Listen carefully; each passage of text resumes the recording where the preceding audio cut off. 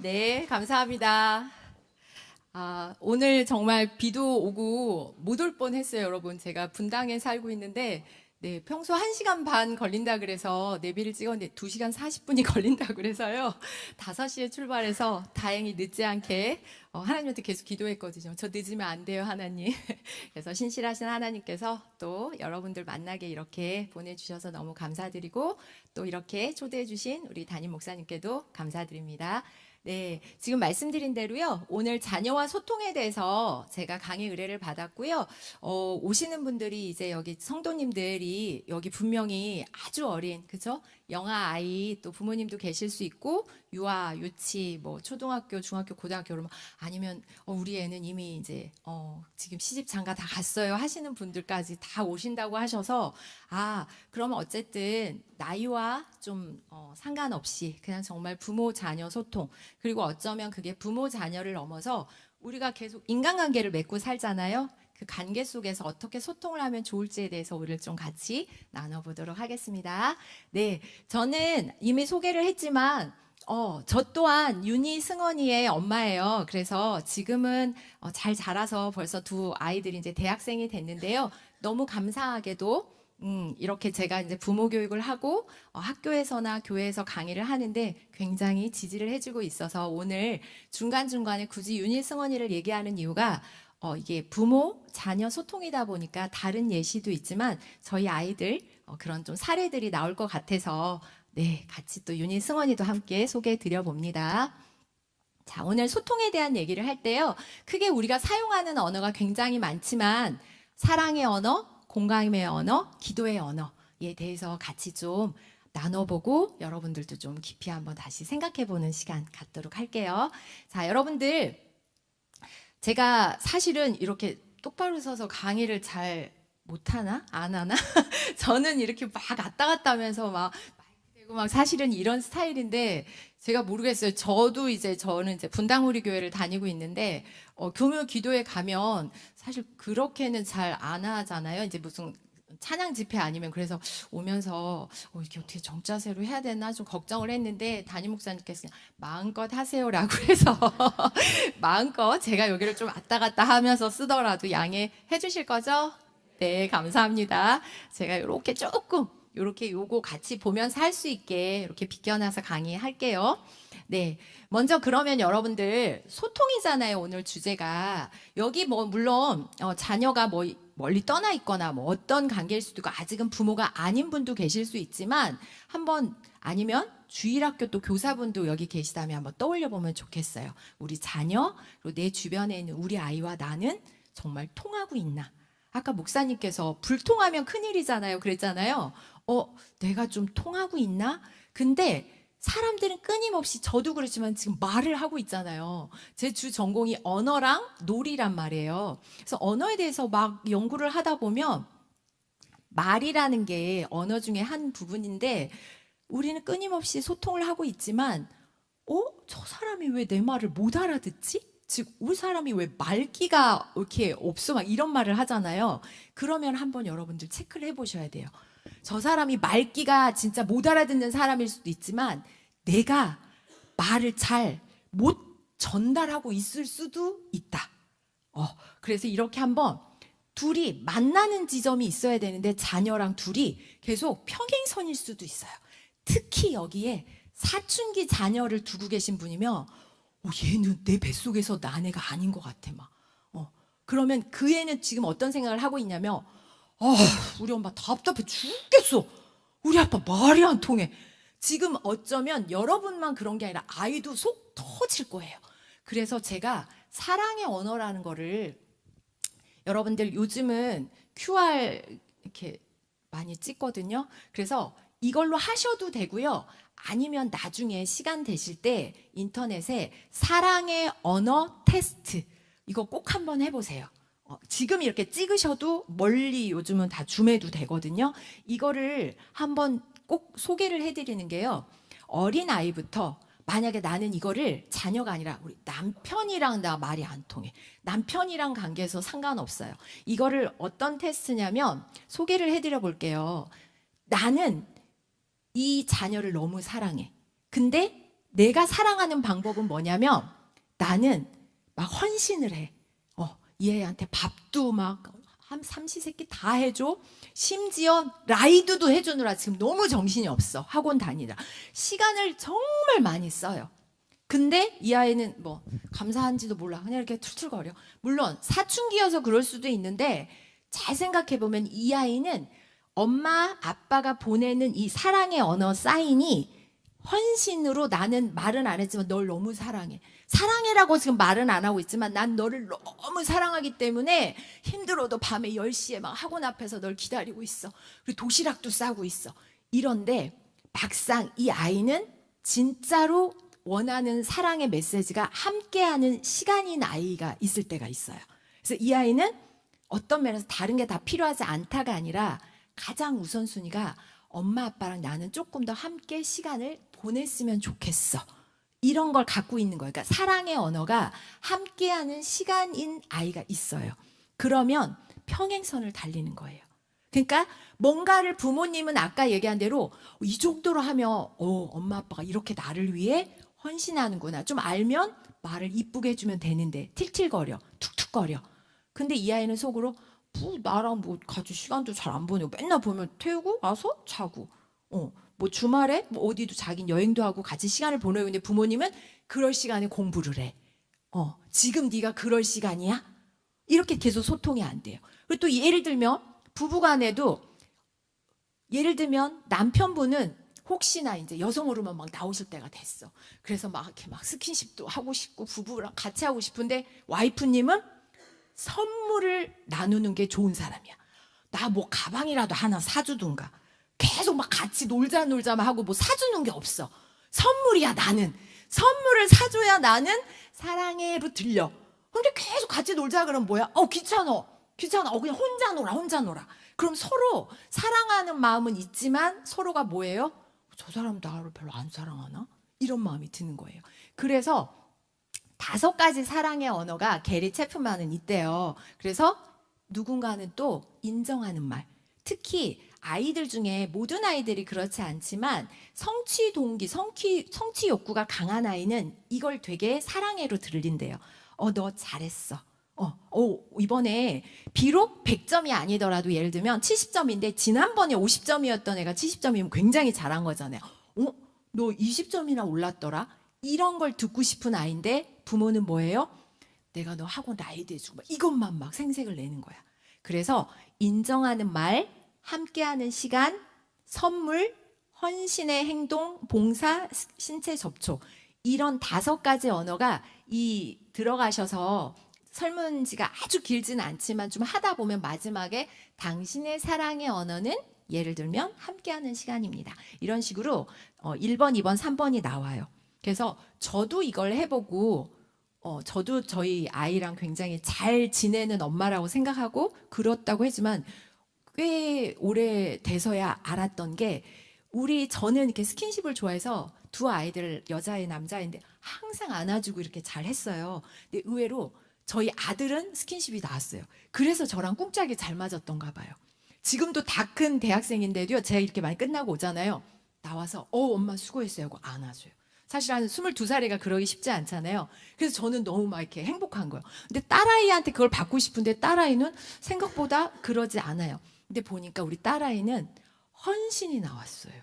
그래서 헌신이 뭐지? 근데 생각해 보니까요. 요리를 좋아해서 저나 남편이 무슨 생일이나 할 때 항상 그런 요리를 많이 해주는데 물론 고맙지만 그게 저한테는 사랑해로 잘 안 들렸던 것 같아요. 그래서 여러분들 이거를 한번 시간이 내셔서 한번 해보시면 아이를 좀 이해하는데 분명히 도움이 되실 거예요. 그래서 다르게 나왔어요. 그럼 어떻게 해야 돼요? 여러분들이 아이한테 맞춰야 돼요. 이거는 왜냐하면 하나님도 저희랑 둘이 관계를 따지면 아버지, 부모님과 자녀 관계시지만 하나님께서 저희에게 어떻게 해요? 눈높이를 맞추시려고 하늘에 계셔서 우리가 하늘에 못 가잖아요. 그래서 어떻게 했어요?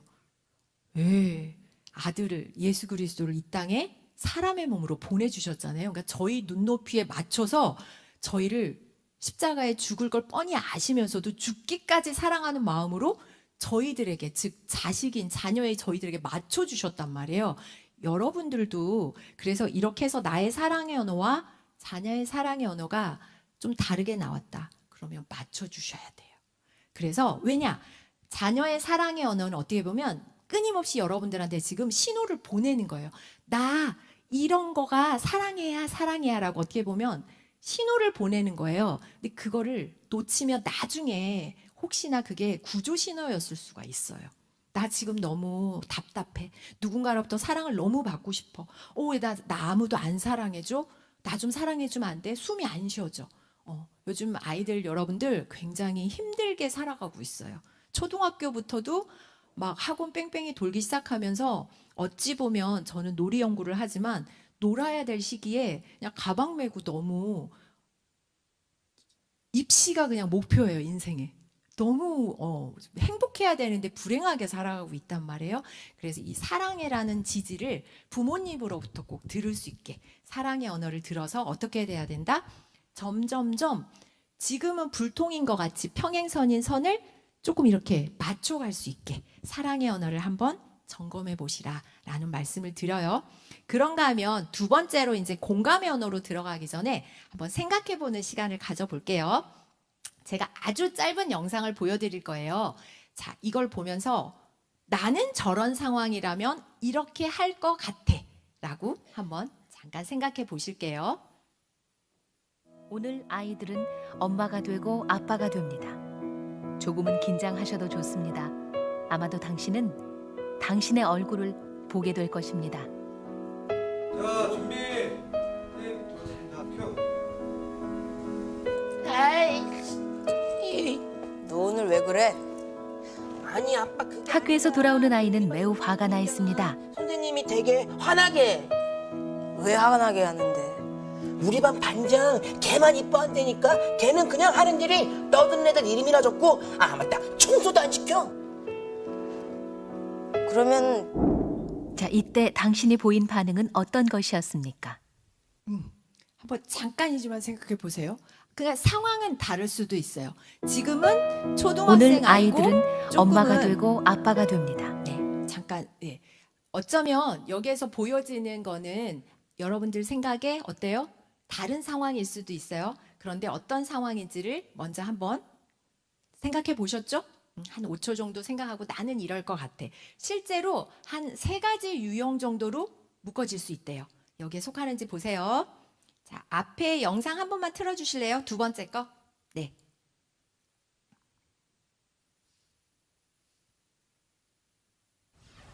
그러나 이제 아이들이 보일 반응은 평소에 당신이 아이에게 보인 태도를 그대로 반영한 것입니다. 학교에서 무슨 일 있었니? 부모의 역할을 해보았던 역할극. 이때 아이들이 대신 보여준 부모의 태도는 크게 3가지 방식입니다. 세상 모든 부모들의 방식이기도 하지요. 그렇게 나쁘다고 한 건 나쁜 거야. 네가 잘못을 하니까 걔가 네 이름을 적은 거 아니야. 나중에 너 공부 제대로 안 하면 평생 못 살아. 아무리 그래도 선생님이 나쁘다 그러면 안 되지.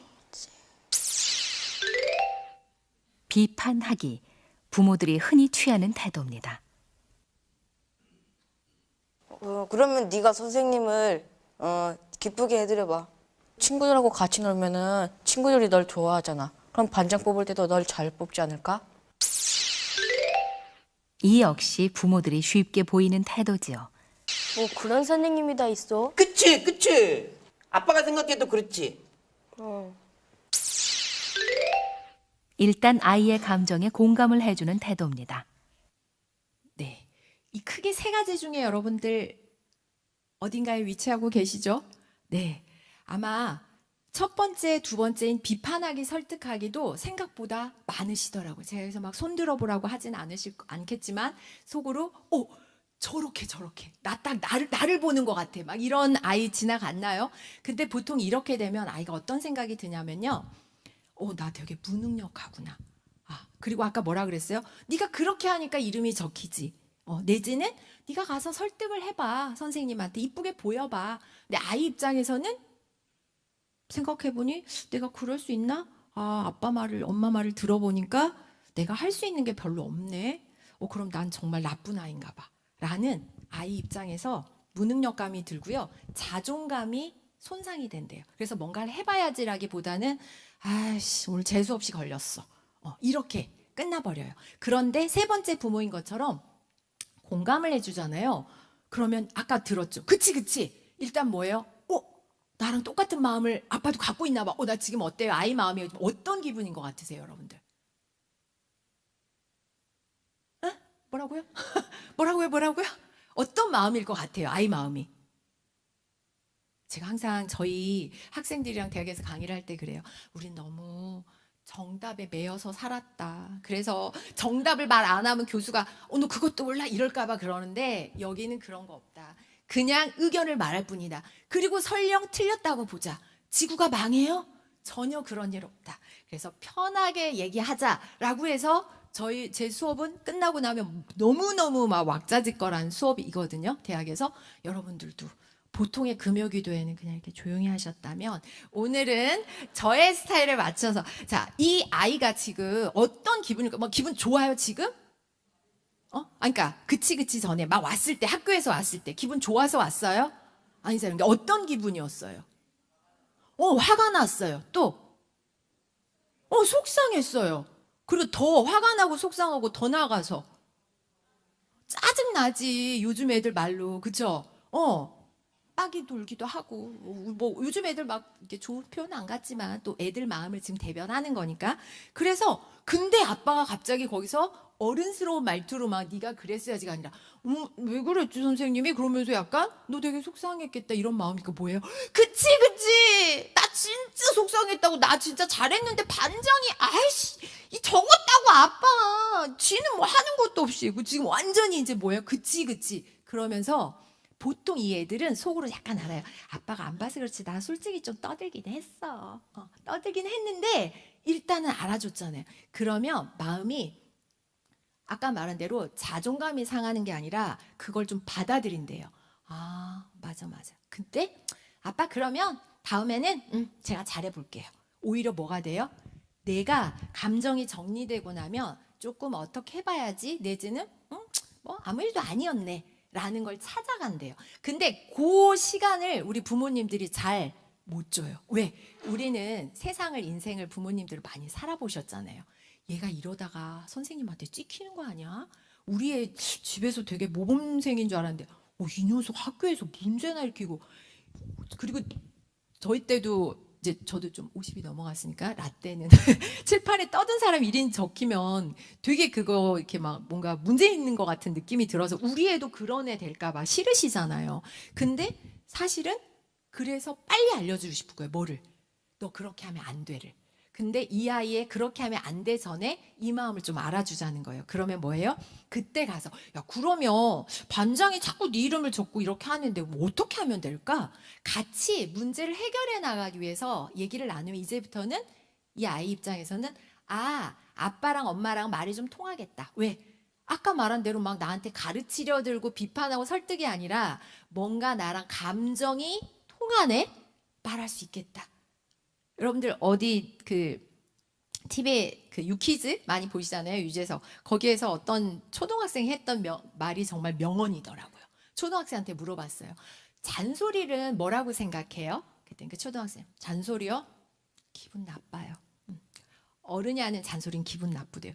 그러면 잔소리 말고 조언 있죠. 조언은 뭐라고 생각해요? 그래서 저는 뭔가 또 좋은 말이 나올 줄 알았어요. 뭐라고 그럴게요. 더 기분 나쁜데요. 더 기분 나쁜데요.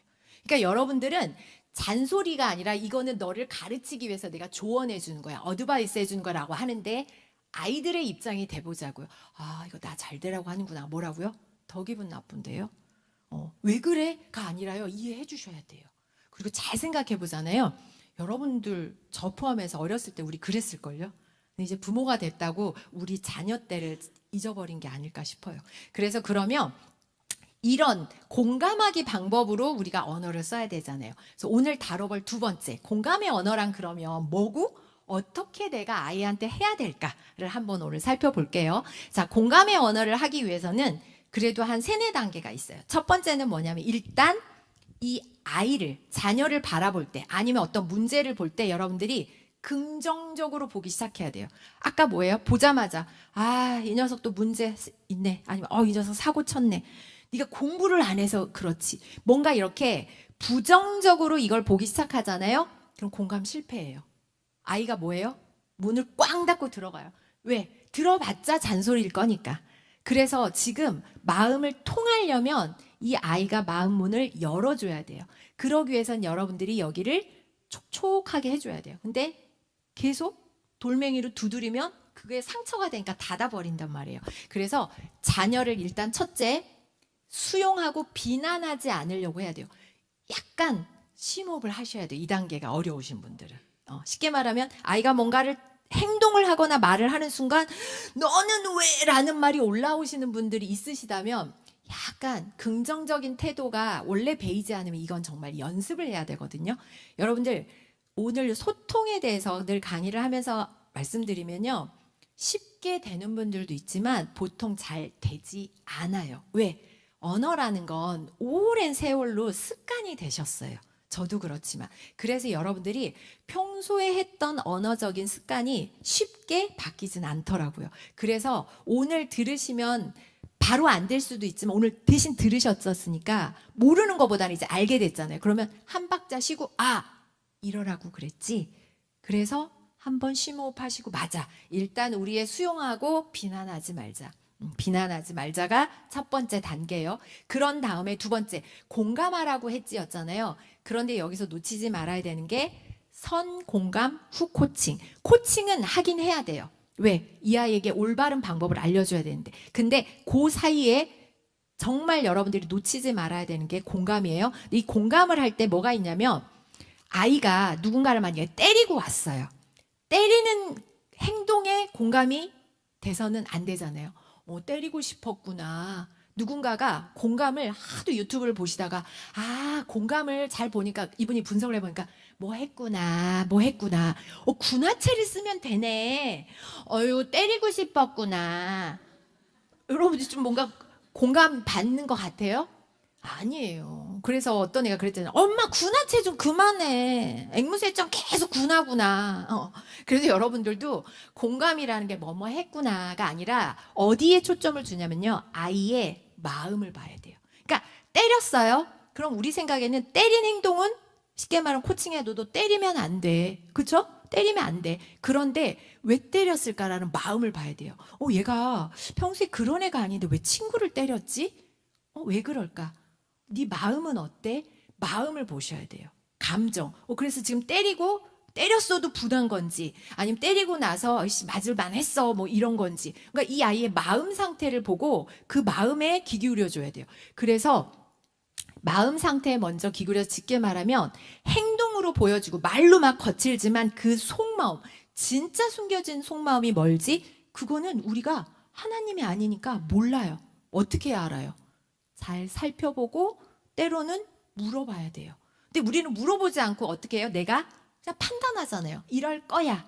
그러면 뭐가 생겨요? 오해가 생겨요. 그래서 여러분들 예시를 들어볼게요. 이제 엄마 나 학교 가기 싫어요. 이거는 뭐 고등학생들도 요즘은 해요. 학교 가기 싫어 내지는 학원 가기 싫어요. 아니면 어린 유치원생이 나 유치원 가기 싫어요. 그럼 우린 첫마디가 특히 학원일 때 민감하죠. 고등학생이 학교 가기 싫어요. 야 학원을 왜 안 가? 그러면서 다다다다 어떻게 나요? 내가 거기에 낸 돈이 얼마고 너 지금 수능이 며칠 남았는데 해서 뭐예요? 학교 가기 싫어요. 학원 가기 싫어요. 한마디에 우리는 다다다다다 나와요. 그럼 얘가 어때요? 그냥 들어가죠. 근데 이 아이의 속마음을 보자고요. 그리고 더 나아가서 어린이집 안 가면 너 이번 주에 토요일에 에버랜드 가기로 한 거 안 간다. 우리 뭐만 있어요? 협박. 그럼 애가 갈게요. 이렇게 되잖아요. 근데 진짜 속마음을 한번 들었을 때 어떻게 다가가야 된다고요? 가기 싫어요. 속마음은 뭐예요? 무슨 일이 있나? 무슨 일이 있나? 한번 바로 저렇게 튕겨나가는 게 아니라 한 박자 쉬고 비난하지 않기로 했잖아요. 아까 그 첫 번째 단계가. 그냥 수용해 준 거. 학교가 가기 싫구나. 왜 그럴까? 혹시 우리 혜영이 무슨 일 있어?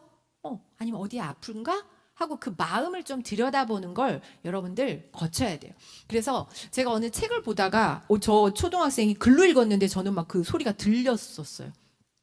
학폭에 연루가 된 거예요, 아이가. 그래서 부모님이 갔어요, 학폭에. 사실은 저도 학교에서 무슨 학폭 이혼을 해봤지만 거기 올 정도가 되면 부모님들이 더 속이신단 말이에요. 근데 이 아이는 특히나 이제 때린 아이였기 때문에 특히나 거기서 막 엄마가 선생님 죄송합니다. 마진이한테 죄송합니다. 이제 돌아오는 길에 이 아이한테 막 그런 것도 너는 왜 친구를 때려가지고 엄마를 이렇게 학폭에 데려가고 막 그랬죠. 근데 이 아이의 한마디가 거기 딱 글로 써 있는데 저는 막 쟁쟁을 했어요.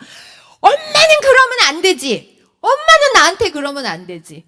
엄마는 내 편이어야지. 엄마, 내가 왜 때렸는지 왜 엄마는 나한테 안 물어봐? 엄마는 내 편이어야지. 근데 저는 그게 초등학생이라고 거기 글에 써 있었지만 약간 저는 이렇게 소름이 돋으면서 그래. 일단 엄마는 아이의 마음을 들여다봤어야지. 근데 엄마는 일단 뭐예요? 뭐 첫 번째로는 창피했을 수도 있고 아니면 맨날 그러니까 그게 뭐 답답했을 수도 있고. 근데 이 아이가 팡 터진 거예요. 엄마는 그러면 안 되지. 내가 그 애가 이러이러해서 이럴 수밖에 없었는데 물론 아까 그랬어요. 후코칭. 그렇다 그래도 때리면 안 돼를 가르치긴 해야죠. 근데 선 공감 없이 코칭이 들어가면 마음이 받아들여지지 않고 다음부터는 이런 일이 생기면 엄마 아빠한테는 말해봤자 내 말을 들어주지 않겠다. 그래서 어디로 숨어요? 방문 안으로 들어가서 안 나온다고요. 그래서 여러분들 이런 마음을 한번 살펴보는 게 두 번째예요. 그런 다음에 살펴볼 때 어떻게 해야 되냐. 자녀의 말에 아까 뭐라고 할 때 속마음을 살펴보는 것과 함께 잘 들어야 돼요. 그러니까 막 그랬구나 하다가 놓치면 안 되고요. 우리 아이가 무슨 말을 하고 있지? 경청을 하는데 조금 더 하나를 더 해보자고요. 반영적 경청을 하래요. 반영적 경청이 뭐냐면 아이가 하는 말을 그대로 옮겨와서 하는 거예요. 근데 똑같이 하는 것보다 한 번 더 내가 이렇게 이해했는데 이게 맞아? 라고 부모의 언어로 바꿔서 들려줌으로써 이 아이가 엄마가 내 말을 잘 알아듣고 있네? 이게 되면 진짜 공감인 거예요. 예를 들면 아이가 아빠가 들어왔어요. 아빠 노크도 없이 방에 들어오면 어떡해요? 이제 기분이 나빠서 하는 말이에요. 근데 사실상 방에 들어온 게 지금 아이 입장에서 당황스럽고 뭐 기분이 나쁠 수도 있어요. 근데 보통 우리는 이 아이의 마음이나 아니면 하는 말에 기울이기보다는 어때요? 기분이 일단 나쁜 거죠. 그래서 뭐라 그래요? 아니 아빠가 자식 방에 들어오는데 뭐 참나 내가 뭐 허락받고 들어와? 우리는 일단 그래요. 그거는 나중에라도 코칭 아빠가 이럴 수 있다는 걸 코칭이지만 지금은 뭐예요? 이 아이 말을 잘 들어보면 아빠가 네 방에 너무 갑자기 불쑥 들어와서 네가 좀 기분이 상했구나. 아니면 지금 좀 당황했구나. 이런 말을 저렇게 아이의 언어로 표현하는 거예요. 저희 어른들이 오랫동안 사회생활을 하면서 이렇게 이쁜 말을 해야 돼라고 저희는 훈련이 되어서 이쁜 말로 하지만 아이들은 아직 우리보다는 미숙해요.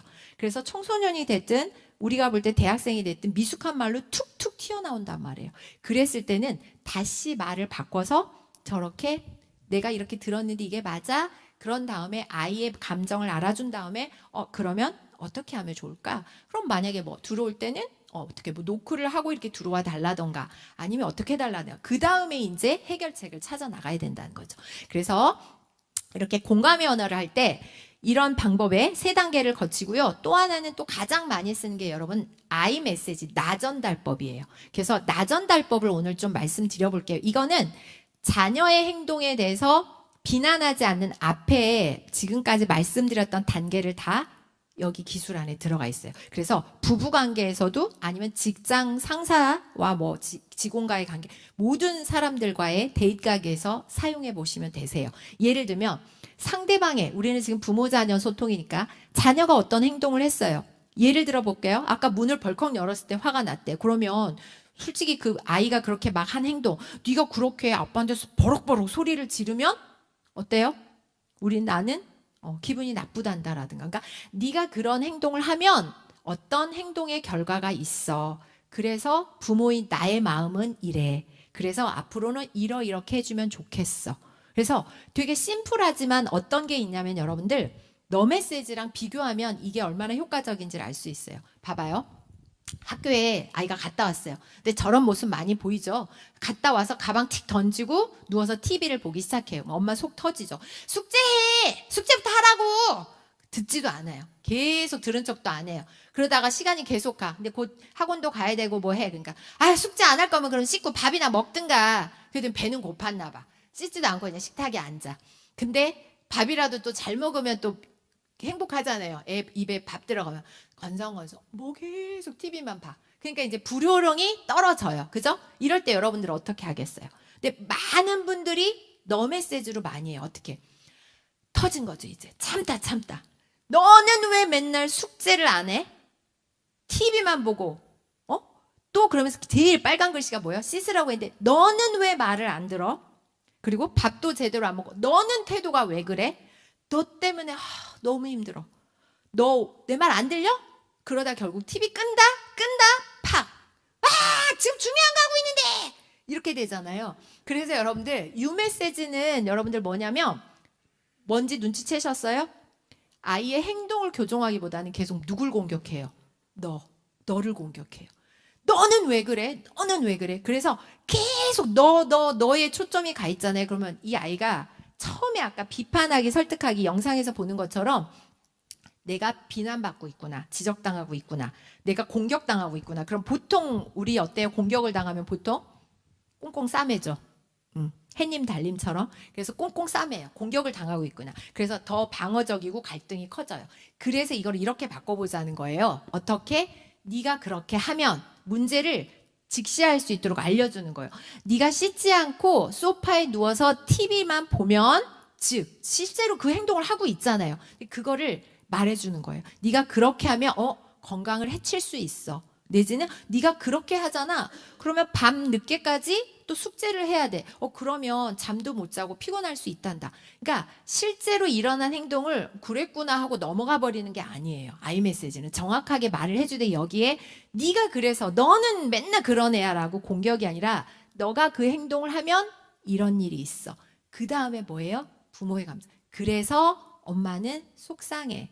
그래서 네가 숙제도 다 하고 씻은 뒤에 나랑 같이 즐겁게 밥을 먹으면 좋겠어 라고 해서 나의 바람을 얘기해 주는 거예요. 근데 보통은 네가 이렇게 해주면 좋겠어라는 그거 없이 막 너를 공격하다 보니까 아이들이 팽 하고 이제 엄마는 맨날 나만 보면 그래 하고 자기도 엄마한테 유 메시지를 쏘고 가버려요. 너 메시지로. 그죠? 그래서 여러분들이 공감의 언어를 사용할 때 이 나 전달법, 아이 메시지를 사용해서 이렇게 쓰시면 훨씬 아이가 처음부터 이렇게 했다고 막 아이가 막 부드럽게 바뀌어서 축축축 씻고 이러지 않을 수도 있어요. 제가 강의를 할 때 항상 얘기하는 게 우리도 몸에 습관이 돼서 바꾸기 어렵지만 아이도 쉽지 않아요. 하지만 아이들은 저희보다는 좀 더 말랑말랑하고 덜 시간이 흘러서 그런지요. 우리는 10번, 20번 연습해야 고쳐질 게 아이들은 5번, 10번으로 줄더라고요. 그래서 한 번, 두 번 이렇게 공감의 언어, 나 메시지를 썼다 그래서 아이가 변하지 않는다고 이상하다, 우리 애가 이상한가가 절대 아니라 아이에게도 변화할 수 있는 시간이 필요해서 이걸 어떻게 해야 돼요? 반복하셔야 된다는 거 꼭 말씀드립니다.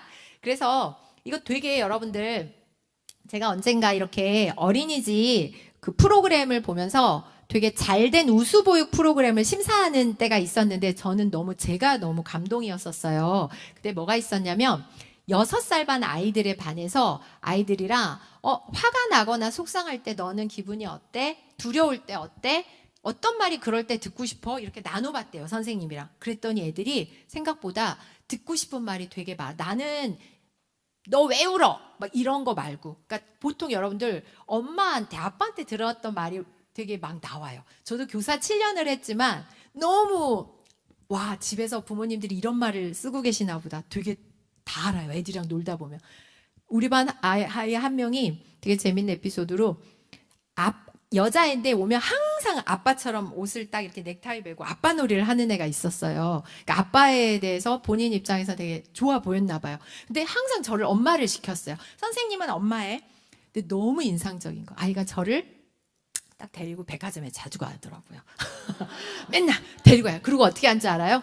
여보 다 사. 여보 다 사.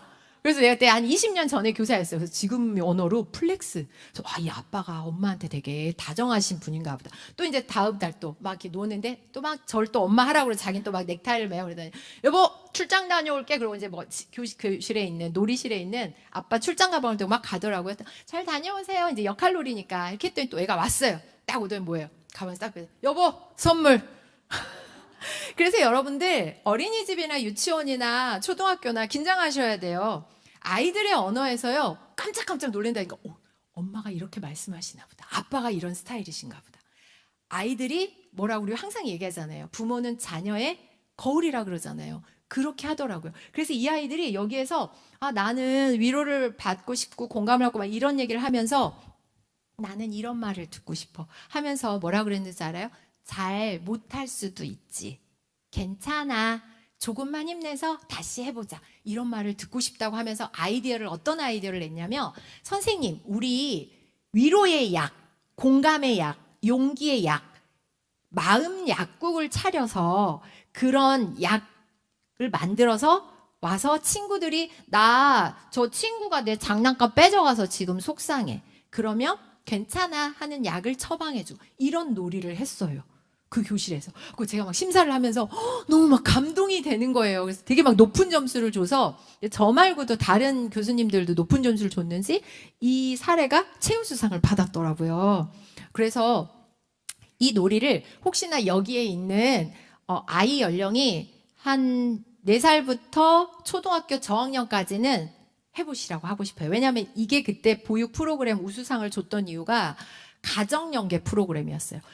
어린이집에서 저 놀이를 너무 재밌게 해서 가정하고 연계를 해서 집에서도 한번 해보세요. 근데 그냥 하라 그러면 부모님들이 잘 모르니까 어린이집에서 뭘 같이 넣어서 줬냐면요. 조그마한 밴드 있죠.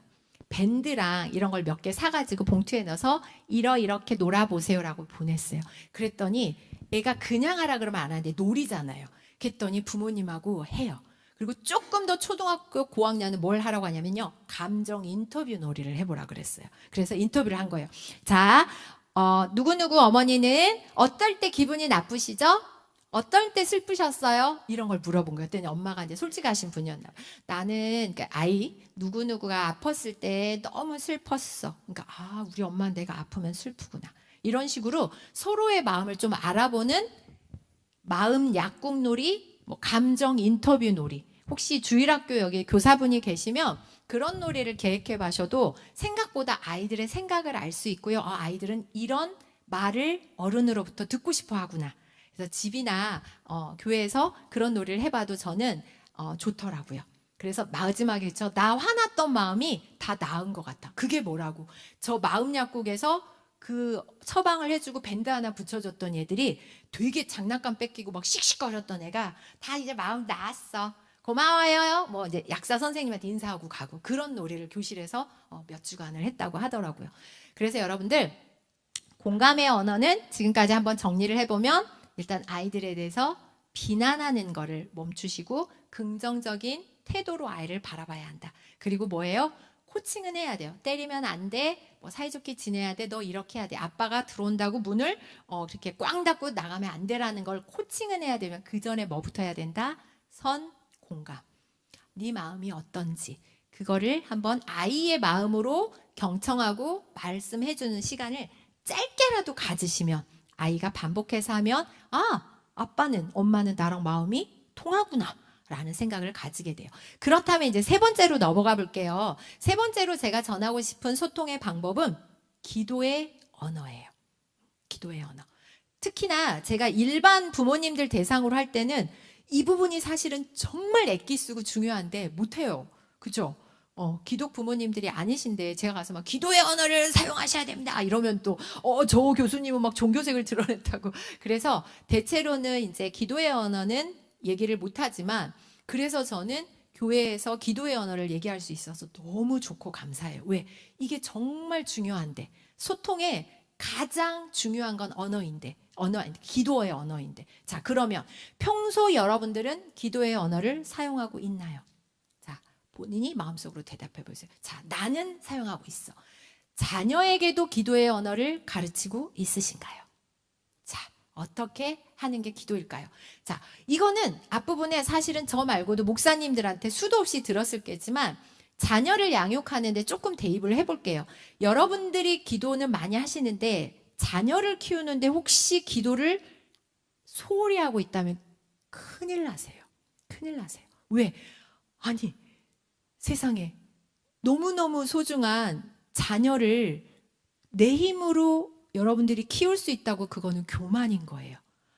하나님, 진짜 내 아버지인 하나님께 이 아이를 맡기셔야 돼요. 그러려면 내 어떤 양육 방법이 아닌 하나님께 여쭤보면서 이 아이를 키워야 된단 말이에요. 그래서 기도라는 건 호흡이에요, 호흡. 저도 그렇고 여러분들도 그렇고 지금 여기에 앉아 수 있는 건 여러분들 뭐예요? 산소가 있어서 숨을 쉴 수 있는 거잖아요. 근데 여러분들이 혹시 기도를 안 하고 있다면, 나의 기도도 있지만 자녀를 위한 기도를 안 하시는 분은 지금 빨리 산소 호흡기를 가지고 오셔야 돼요. 지금 숨이 곧 떨어지기 직전이에요. 왜냐하면요, 살기 위해 해야 돼요. 기도를 안 하고 여러분들이 문 밖에 나가는 것도 무섭지만 우리 아이들이 매일 어린이집, 유치원, 학교, 직장 나가잖아요. 문 밖으로. 집도 요즘은 안전하지 않다고만, 집은 그나마 좀 안전하다고 가정해 볼게요. 문 밖으로 나가요. 문 밖에 세상이 요즘 여러분들 어떤 곳이라고 생각해요? 천국이에요? 하나님이 그래 세상은 천국이니라 천국이에요? 아니면 뭐 롤러코스터처럼 오늘도 되게 뭐 흥미진진한 하루였어. 놀이공원이에요? 아니면 아우 세상 너무 요즘 말세야 말세. 진흙탕이에요? 어떤 곳이에요? 세상은 여러분들 사자들이 드글드글 대고 있어요. 대신 이 사자들이 요즘은 사자의 모습으로 나오면 여러분들이 숨을 거예요. 근데 이 사탄 마귀가 요즘은 저런 모습으로 안 나와요. 어떻게 나와요? 가장 요즘 교묘한 방법. 핸드폰. 여러분들 아이들 손, 여러분들 손에 핸드폰을 딱 쥐어줬더니 사탄이 너무 일이 쉬워졌어. 제가 한번 연락을 해봤나? 좀 휴업 상태더라고요. 옛날에는 막 얘들아 교회 안 가도 돼. 교회 가지 마. 이렇게 꼬셨잖아요. 근데 그럴 필요가 없어. 그냥 애들한테 핸드폰을 쥐어주고 이랬더니 애들이 알아서 막 게임하고 이러느라 교회를 안 가. 그래서 사탄이 너무 편하게 요즘 일을 하고 있대요. 여러분들 되게 우프지 않아요? 네. 그래서 우리가 사는 세상은 지금 예전부터도 그랬지만 사자들이 득실득실 되고 있는 곳이에요. 그래서 영적 전쟁터인데 우리가 기도 없이 아이들을 문 밖에 내보내고 있고 기도 없이 아이들을 양육하고 있다면 바로 지금 산소 호흡기를 가지고 오셔야 돼요. 그죠?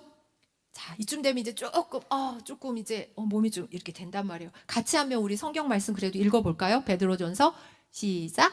근신하라 깨어라 너희 대적 마귀가 우는 사자같이 두루 다니며 삼킬 자를 찾나니 너희는 믿음을 굳건하게 하여 그를 대적하라.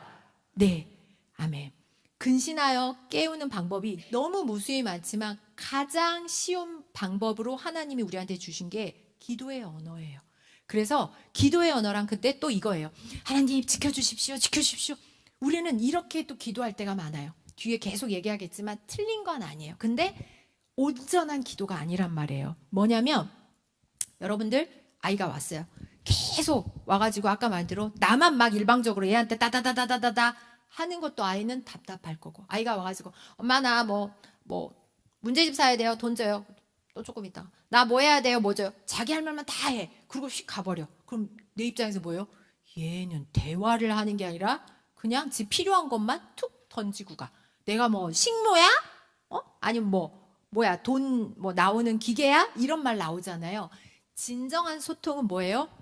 주고받고 주고받고. 나 어떻게 해요? 이렇게 하면 좋겠어.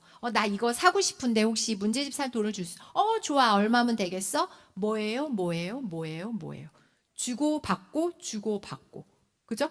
하버드 아동발달연구소에서는 부모 자녀 간에 어떤 상호작용이 좋냐, 어떤 의사소통이 좋냐 했을 때 서브 앤 리턴 상호작용을 하라고 그래요. 그래서 뭔가 서브 앤 리턴? 이게 뭐지? 여러분들 서브라는 단어 어디서 많이 들어보셨죠? 그래서 찾아봤더니 테니스라는 스포츠에서 가져왔더라고요. 서브. 자, 서브를 했어요. 내가 서브를 하면 상대방도 또 서브를 해요? 아니죠. 서브는 이쪽 사람이 서브를 하고 상대방은 그걸 되받아 쳐야 돼요. 리턴을 해야 돼요. 그래서 서브 앤 리턴 상호작용이라고 부르더라고요. 그래서 그게 부모 자녀 간의 가장 좋은 의사소통이라고 불러요. 근데 한 사람이 만약에 아이 나 싫어. 나는 서브만 할 거야. 서브. 그러면 경기가 돼요, 안 돼요? 안 돼요. 근데 보통 우리가 어때요? 되게 재미있는 흥미진진한 테니스 경기를 보면 주고받고가 계속 오래되는 게 되게 우리 입장에서 막 흥미진진하고 이거 계속되는데 어디가 이길지 막 재밌잖아요. 대화는 그래야 된대요. 그래서 하나님께도 어떻게 해요? 일방적으로 막 주시옵소서 이런 기도도 아까 말한 대로 필요해요. 근데 아이들을 키울 때 어떤 게 바닥에 깔려 있어야 되냐면 여러분들은 아이들의 육적 부모예요. 그런데 이 아이의 영적 부모는 누구예요? 하나님이에요. 이거를 아마 다음 주에 양육 시간에도 다룰 것 같긴 해요. 제 생각에. 근데 여러분들은 하나님의 청지기예요. 이 아이의 부모이지만 하나님은 청지기로 맡겨주셨어요. 그러면 성경책에 찾아보면 청지기는 여러분들 뭐예요? 내 소유물이 내게 아니라 누구의 거예요? 주인 거예요, 주인. 그래서 주인이 이렇게 하세요대로 그 소유물을 관리하는 게 청지기예요. 그래서 여러분들 내 마음대로 자녀를 양육하려고 하면요, 아이가 망쳐져요. 하나님은 가장 선하신 방법으로 이 아이를 양육하기를 원하시는데 여러분들 마음대로 해서는 안 돼요. 그래서 기도를 할 때도 여러분들이 하나님 우리 아이 서울대 가야 합니다. 하나님 우리 아이 뭐 이렇게 해야 합니다. 이런 기도는 하나님 보시기에 달라잖아요. 근데 하나님이 이 아이가 하나님이 만드셨잖아요. 조물주니까. 어떤 재능을 가지고 태어났습니까? 아니면 어떻게 자라기를. 또 하나님은 이미 이 아이를 위해서 정말 좋은 길을 열어놓으셨을 텐데 그게 뭘까요? 제가 그 아이를 그 길로 가게 잘 인도해주는 청지기 역할을 하려고 해요. 어떻게 하면 되겠습니까를 뭐예요? 물어보셔야 돼요. 자녀를 키울 때 그래서 하나님한테 물어봐요. 그리고 나서 또 내 마음대로 하는 게 아니라 물어봤으면 뭘 기다려야 돼요? 대답을 기다려야죠. 응답을. 묻고 응답을 기다리면서 쉽게 말하면 서브만 넣는 일방적 대화가 아니라요. 기도의 언어는 쌍방통행이래요. 자, 물어봤어요, 하나님. 응답. 그러면 응답 주셨으면 그렇게 또 순종하고 해보겠습니다. 이게 여러분들 기도의 언어의 핵심이에요. 그래서 예수님이라면 이때 어떻게 하실까? 계속 물어보셔야 돼요.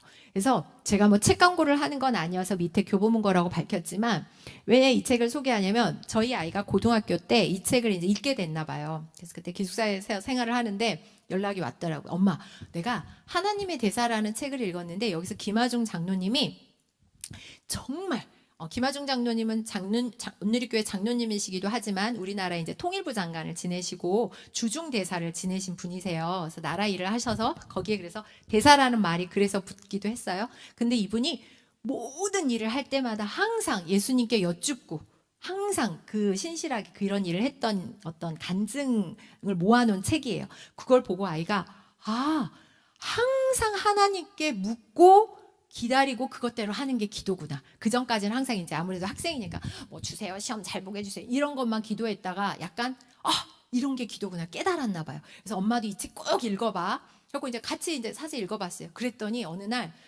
우리 입장에서 이제 고3이 되게 중요하잖아요. 여기 고3 지나신 분도 있고 내일 모레 곧 수능인데 연락이 왔더라고요. 고3 들어가기 3월에 엄마 기숙사에서 룸메이트를 정하는데 여기 룸메이트를 학교의 방침이 3명을 한 방에 줘요. 우리 생각이 왜 홀수지? 근데 그 학교에서는 이렇게 생각하더라고요. 둘이 좋을 것 같지만 혹시라도 두 사람이 무슨 갈등이 생기면 누군가 중재자가 있어야 돼서 3명이 좋다라고 해서 3명을 이렇게 방에 묶어주나 봐요. 그런데 1학년, 2학년 때는 그냥 아이들이 학교에서 배정을 해줘요.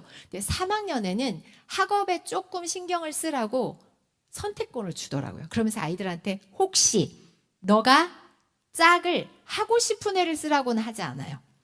너무 피하고 싶은 아이가 있으면 즉 블랙리스트가 있으면 써서 내달라고 했대요. 그러니까 어찌 보면 굉장히 뭐예요?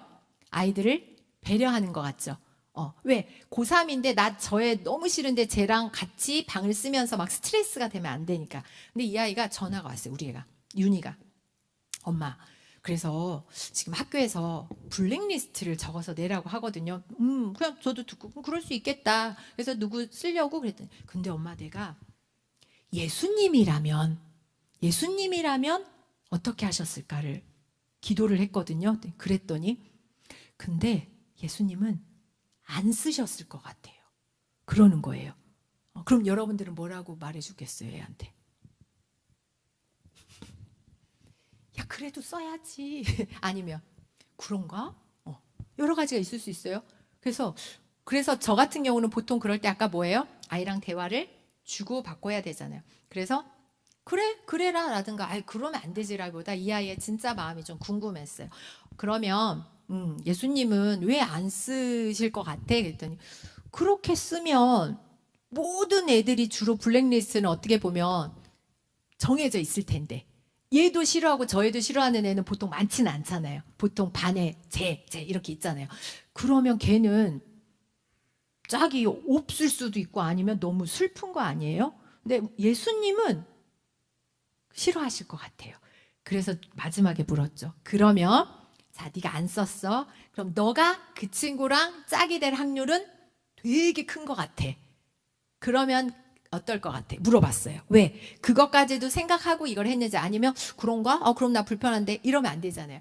그래서 계속 대화를 해보는 거예요. 이 아이의 마음이 진짜 어떤지. 그랬더니 마지막에 그렇지. 다른 애들이 다 그 아이를 썼는데 나도 쓰고 그러면 아니 내가 안 쓰면 윤희는 괜찮은가 보다. 걔가 독방을 쓸 일은 없으니까. 그래서 나랑 되겠죠. 그래서 알고 있구나. 그래도 괜찮겠어. 예수님은 그냥 그 친구랑 짝할 것 같대요. 그래서 그러자라고 했어요. 그럼 어떻게 됐을까요? 결과는 하나님이 쉽게 말하면 어유 금도끼 은도끼 어유 너 이거 쇠도끼 달라고 그래서 내가 금도 주고 은도 주게 이랬을까요? 네, 됐어요. 짝이. 우리 윤희가 블랙리스트랑 두둥 짝이 됐어요. 그 대신 또 3명이라 그랬잖아요. 그래도 한 명은 블랙리스트 아닌 애랑 됐어요. 근데 이제 며칠 지나니까 연락이 왔더라고요. 엄마, 왜 블랙리스트인지 알겠어. 알겠어. 왜 그랬더니 저녁에 잠을 안 자. 왜? 계속 게임을 해, 엄마. 이게 빛이잖아요, 여러분들 핸드폰이. 그리고 엄마 소리도 안 끄고 해. 그래? 블랙리스트 맞네. 그래서 예상을 했잖아요. 그럼 어떻게 할 거야? 그랬더니 이제 계속 기도하고 그러다 얘가 친구한테 바로 처음부터 말하기에는 얘가 들어줄 것 같지 않아서 어쨌든 자기가 예를 들면 귀에 이렇게 꽂잖아요. 소음 방지하는 거 그렇게 하기도 하고 아니면 공부를 해야 될 때는 그 시간에 아이가 자기는 독서실에 갔다 오거나 근데 도서관을 예를 들면 12시까지면 그 이후에는 불을 끈단 말이에요. 교실로 와요. 그래서 나중에는 그렇게 기도하고 자기 혹시 싸우면 안 되니까 기도한 다음에 지혜를 주세요 하고 얘기를 했대요. 최소 소리는 꺼주면 좋겠어. 얘한테 너 게임하지 마. 이거는 안 될 것 같더래요. 그래서 소리는 좀 꺼주면 좋겠어. 나는 잠을 자야 되니까. 이렇게 해서 어쨌든 시간이 지났어요. 그래서 전 그게 걱정됐어요. 예를 들면 반에서 뭐 예를 들면 생일 파티를 하거나 뭐 할 때도 혹시나 이 블랙리스트를 제끼고 너 어제 너 때문에 잠 못 잤어 이러면 안 되잖아요. 그래서 윤희야 예수님이라면 어떻게 하실까를 네가 항상 기도하니까 그럴 때도 이 친구를 쉽게 말하면 왕따를 시키거나 그래서는 안 돼. 그렇게 1년을 항상 이 친구와 대화를 나누면서 조금이지만 이렇게 평행선을 조금 좁혀갔어요. 그리고 졸업식이 됐어요. 졸업식에 갔는데 보통 부모님들 고3 부모님들 만날 일 잘 없잖아요. 고3 졸업식에 갔더니 어떤 엄마가 막 뛰어와서 윤희 어머니시냐고 저를 찾았어요. 저는 이제 모르죠. 땡땡이 엄마라는 것 같아요. 그 블랙리스트 엄마인 거예요. 순간 그 블랙리스트 무슨 일이지 했더니 너무 감사하다고. 우리 애가 1학년, 2학년 때는 본의 아니게 애들한테 약간 이렇게 배척을 당했을 거잖아요. 근데 3학년 때 윤희 덕분에 너무 행복하게 고3을 지냈다고 합니다. 너무 감사하다고. 그래서 제가 예수님이라면 어떻게 하실까를 사실 저도 제 삶에서 묻고 하지만 고3인 아이가 그렇게 묻고 어떻게 보면 내가 좀 손해보는 일을 택했잖아요. 그래도 하나님이 생각할 때는 그게 되게 귀하게 보셨구나 라는 생각이 들었어요. 그래서 여러분들 항상 기도에서 주시는 응답이나 예수님이라면 어떻게 하실까가 나한테 우리 세상적인 시각으로 다 복이다, 옛다 가져라 라고만 있는 게 아니라 때로는 내가 감수해야 되는 그런 손해나 고난, 고통도 있을 수 있다. 아이 입장에서는 그게 엄청난 본인이 감수해야 되는 고난이었지만 그게 저는 아이를 훈련시키는 시간이었던 것 같아요. 그렇잖아요. 많이 참아야 되고 불편한데 지혜를 구해서 애한테 부탁해야 되고. 그래서 여러분들 기도라는 거는 그런 힘이 있다라는 걸 말씀드리기 위해서 윤희 얘기를 들려봤어요. 그러면 어떻게 기도를 해야 하는가? 너무 간단한데 생각보다 이걸 잘 안 지키고 있어서 얘기를 드려볼게요. 저도 주일학교 교사를 굉장히 오래 했지만 아마도 특히 미취학부 교사를 하신 분들은 이거 다 아실 거예요. 아이들한테 자 기도 5손가락 기도법 알려줄게요 해서 생각보다 애들은 다 알아요. 우리가 몰라요, 우리가. 그래서 오늘 그걸 한번 배워볼게요. 그래서 기도하는 모습을 여러분들 보여주셔야 돼요. 아이들은 누구를 보고 자란다? 부모님을. 여러분들이 보여주셔야 돼요. 여러분은 손에 핸드폰 들고 있으면서 야, 너 가서 책 봐. 아이가 책 보는 동안은 최소 핸드폰 내려놓고 기도를 하시던가 책을 보는 모습을 저는 보여주셨으면 좋겠어요. 자, 그래서 저도 우리 아이를 위해서 기도하지만 때로는 이렇게도 해요. 엄마가 윤희 승원이를 위해서 이러이런 기도를 하고 있어. 혹시 이번 주에 이번 달에 혹시 또 기도 제목이 있어? 그러면 애가 처음에는 약간 사춘기 올라가니까 처음에 됐어요 이러다 나중에는 지가 진짜 고민된 게 있으면 그러면 뭐 이런 거 좀 기도해 주시든가요 이렇게 해요. 아 그럼 내가 그 기도할게 그러면서 흘려요. 엄마는 이번 주에 이러이런 일이 있어. 엄마를 위해서 그것도 좀 기도해 줄래? 엄마 기도 제목을 얘기해요. 그러면 애가 듣는 듯 마는 듯 하는 사춘기거나 이래도요 그거 허투루 들리지 않아요. 그래서 우리만 아이를 위해서 기도를 하는 게 아니라 뭐라고요? 쌍방향이에요. 아빠가 요즘 뭐 허리가 되게 아픈데 이것 좀 하나님한테 좀 기도 좀 해줄래? 그러면 특히 영아 유아들은 너무 귀엽게 와서 막 손 올리고 기도해줘요. 그래서 나이를 상관하지 말고요. 아이랑 같이 기도 제목을 공유해 보시면 좋겠어요. 자, 그럼 이제 5손가락 기도법을 같이 한번 나눠볼게요. 첫 번째를 빼려고 했는데 넣은 이유가요. 생각보다 전에 듣기로 하나님 하고 기도를 시작해야 되는데 이거를 잘 놓치는 경우가 있대요. 너무 급한 거예요. 뭐부터 해요? 막 본론부터 얘기해요. 우리 애가 이제 막 이러면서 여러분들 그러면 이거는 기도가 아니라 내 하소연이에요. 기도는 하나님께 드리는 아까 얘기한 소통의 수단이잖아요. 나랑 대화하는 거잖아요. 하나님이라는 정확한 이 기도를 누구에게 올려드리는지 이 기도의 대상이 전지전능하신 하나님이라는 거를 여러분도 잊으시면 안 되고 아이들한테도 이 5손가락에서 두 번째부터가 중요한 게 아니라 하나님께 기도를 드리는 거야 라고 가르쳐 주세요. 그리고 두 번째 손가락 뭐예요? 자, 다 같이 해볼까요? 두 번째 손가락 감사합니다. 네, 왜냐하면 우리는 쉽게 어디로 점프해요 보통? 네 번째로 가요. 우리 너무 성격이 급해요. 도와주세요. 네 번째 하고 끝에 가서 그냥 아멘하고 끝내버려요. 기도가. 근데 하나님이 너무 우리한테 훌륭한 기도법을 알려주셨어요. 그래서 하나님 감사해요. 감사 연습을 즉 여기서 저는 감사의 언어라고 부르고 싶어요. 여러분들. 그래서 이 감사의 언어를 여러분도 하셔야 되고 이게 아이들한테 흘러가게 하셔야 돼요. 그래서 여기에 있는 것처럼 오늘 숨을 쉬는 것도 감사. 제가 오늘 여기 인천에 있는 영광교회에 오게 하심도 감사. 여러분들을 만나게 하심도 감사. 아멘. 그래서 여러분들 이렇게 감사를 계속 훈련을 시켜야 돼요. 그래서 저희 아이들하고 얼마나 연습을 했던지 뒤에 또 나오지만 아이들이 이제 입에 감사를 좀 달게 됐어요. 저희 아이들도. 왜냐하면요. 제가 하면서 가끔 저도 이제 힘든 일이 있잖아요. 근데 동전이 양면과 같더라고요. 그래서 여기 가사에처럼 내게 고난 주셔서 주뜻 알게 하신 것 모든 게 감사하대요. 근데 어느 순간 제가 그냥 이거 평안하고 잘 살고 뭐 모든 게 다 잘 되어가네. 그냥 내가 누리는 게 잘 되어갈 때 너무 당연하잖아요. 그러면 어느 순간 슬금슬금 뭐가 나와요? 불평이 나와요. 옆집 애가 보여요. 아니 쟤는 우리 애보다 학원도 늦게 시작했는데 쟤는 왜 점수가 좀 높지? 이런 경우 있잖아요. 우리 애가 100점을 받아왔어. 너무 기분이 좋은 거야. 엄마가 너무 기뻤는데 거기서 멈추지 않아. 우리나라 엄마는.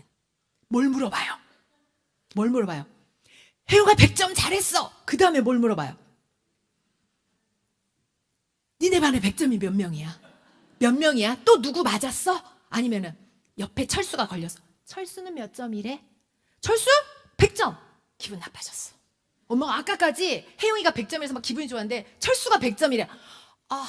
그러다 갑자기 그래?